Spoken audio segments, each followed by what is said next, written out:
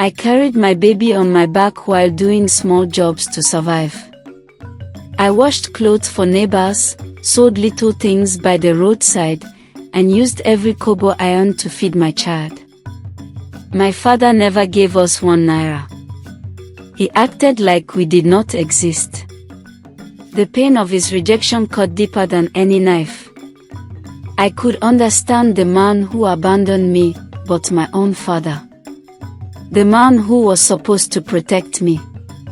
There were nights I sat awake, staring at the ceiling, wondering if I had the strength to go on. But each time I looked at my baby's face, peaceful in sleep, I found a reason to fight again. I swore to myself, no matter what happens, I would not give up on her. Life pushed me hard, but I refused to let it break me. I knew education was my only chance to escape poverty. I managed to complete my nursing education, even though it felt impossible. I carried my baby to lectures. Sometimes she cried in class, and people looked at me with pity or judgment. But I held my head high. I told myself, one day, this shame will become testimony. Money was always a problem. I did small businesses, sold snacks, did laundry for people, even worked as a cleaner. Every naira I saved went into my fees and my daughter's care. There were days I went hungry so she could eat. There were nights I studied by candlelight while she slept on my lap. No matter the hardship, I refused to drop out. I refused to give my father or my baby's father the satisfaction of seeing me fail. Step by step, struggle after struggle, I pushed forward. My daughter grew, strong and brilliant, just like my mother prayed for me to be. Raising a child alone while studying was the hardest battle of my life. Every morning, I woke up before dawn. I would cook a small meal, carry my baby on my back, and rush to school. Sometimes, when she cried, I would step outside the lecture hall, rock her to sleep, then return to copy notes. Some lecturers didn't understand. They mocked me. Why bring a baby to class? Are we running a nursery here?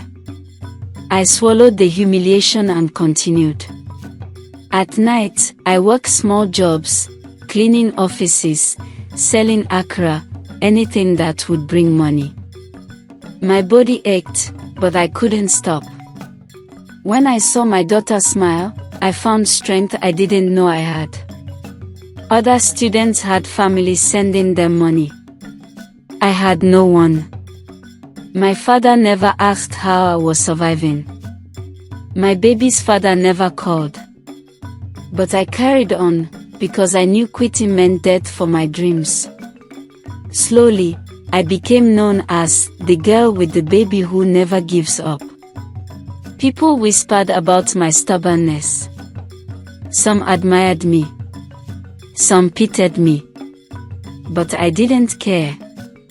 I had only one goal, to finish my education, no matter the cost. The day I wore my white nursing uniform and walked across the stage, my whole body shook with joy. I had done it. Against shame, rejection, and hunger, I had achieved my dream. My classmates cheered, but I only thought of one person, my mother. I wished she could see me. I wished she was in the crowd, clapping for me the way she used to. Tears rolled down my face as I received my certificate.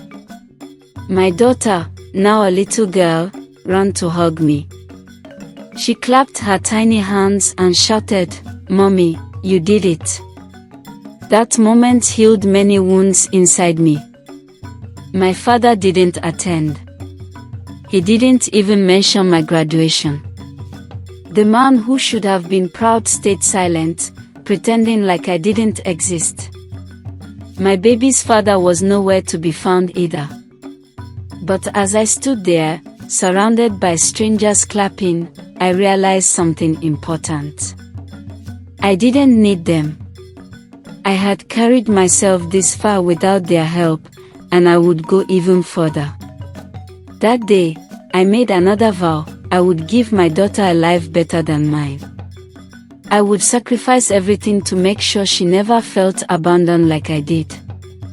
After graduation, I faced a new challenge: finding work. Without connections, opportunities were rare.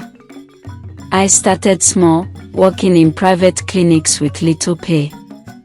At the same time, I continued my side businesses, selling second-hand clothes, saving every little kobo. My daughter was growing fast, and her school fees increased each year. Some nights, I cried quietly, afraid I wouldn't make it. But I always remembered my mother's words: the world can take everything, but not your education. That kept me moving.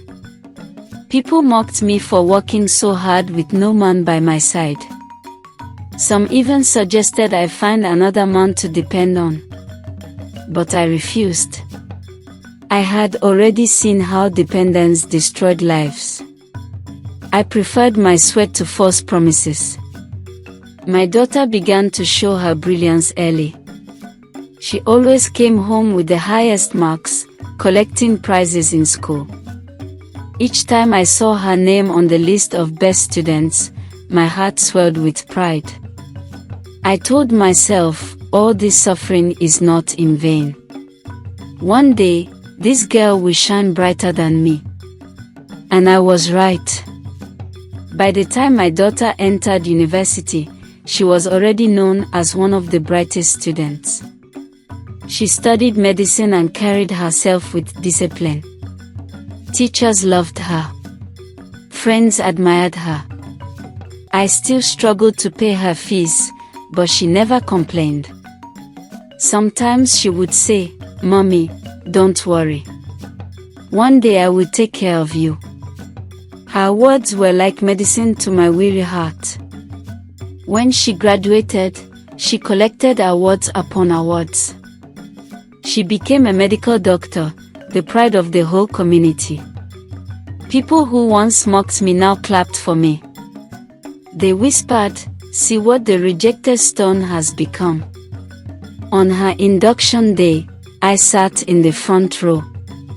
When they called her name, she walked with so much confidence, and I cried openly. For once, my tears were not from pain but from joy. In that moment, I felt my mother's spirit with me. I felt her smiling from above. My daughter had done what many thought impossible. She had broken the chains of shame and turned them into crowns of success.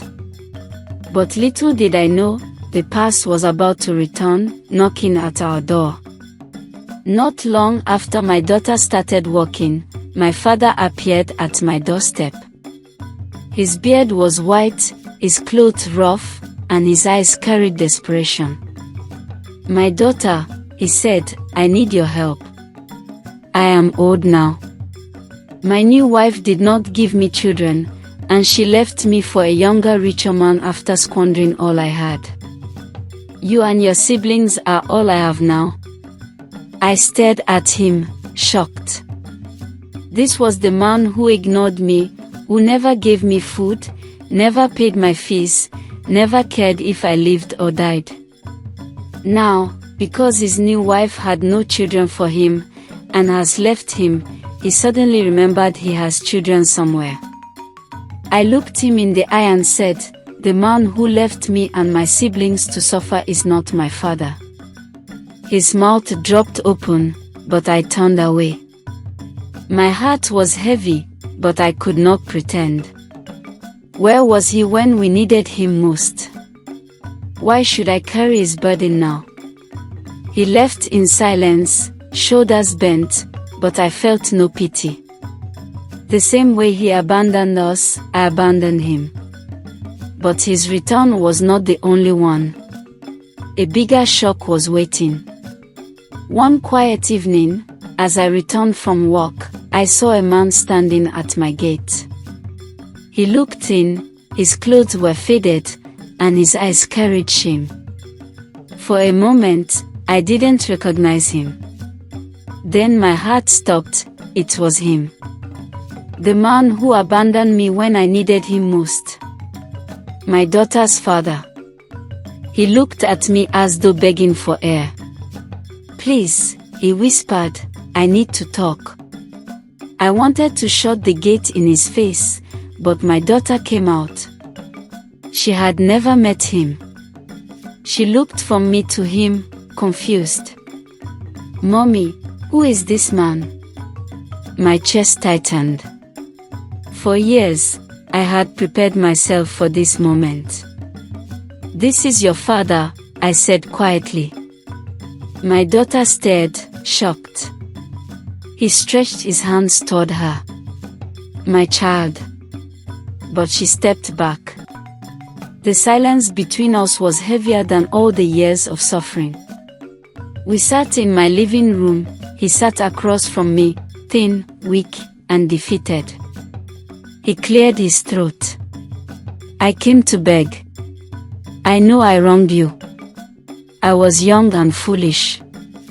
I thought running away would save me, but it destroyed me instead. I lost everything, my job, my health, my peace." He looked at my daughter with wet eyes. "Please forgive me. I want to know my child. I want to be part of our life before it's too late." My daughter crossed her arms. "Where were you when my mother carried me on her back to school?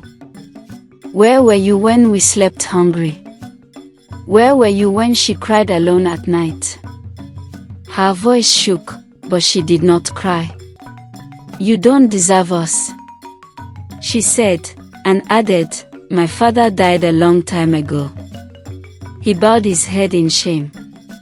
I sat quietly, watching the man who once thought he was above responsibility reduced to nothing. Not long after, my father and my baby's father both showed up on the same day. One abandoned me as a child, the other abandoned me as a woman. Now both stood before me, begging for mercy. My father said, "I am your blood. You cannot throw me away." The other said, "I gave you a child. She is mine too." I looked at them, my heart burning. "You both had your chance. You both left me to die. You both turned your backs when I needed you most. Now you come because you are empty. But I am no longer empty. I have my child, my strength, and my God." They lowered their heads, unable to answer.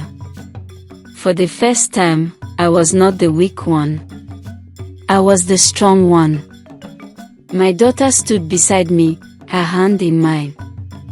She looked at both men and said firmly, "You abandoned us, but look at what we became without you."